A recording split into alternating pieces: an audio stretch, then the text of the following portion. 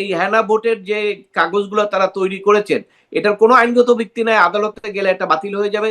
Plus এইটার হয়তো খুব প্রয়োজন হবে না, কারণ হলো এই বিতর্কের দরকার হবে না কেন, আমি দেখেন গতকালকে ভোটে জেতার পরে যারা 2/3 মেজরিটি পেয়েছেন তার কাছ থেকে একজন নেতার বক্তব্য অলরেডি এসছে, আমরা আলোচনার সময় এবং আমাদের ইস্তেহারে এবং আমাদের 31 দফায় যা যা কমিটমেন্ট করেছি সবগুলো আমি বাস্তবায়ন করব। অর্থাৎ ওনারা কিন্তু এইটার কোনো গুরুত্ব দেন নাই। অতএব এইখানে হ্যানা ভোট হলো কি হলো না, জিতলো কি জিতলো না, পার্লামেন্টের উপর এইটার কোনো বাধ্যবাধকতা বাইন্ডিং নাই। সেখানে হলো ভোট যারা দিতে গেল সেখানে আপনার যা সংখ্যা, সেখানে ভোটারের সংখ্যার চেয়ে গণভোটের সংখ্যা কিন্তু বেশি।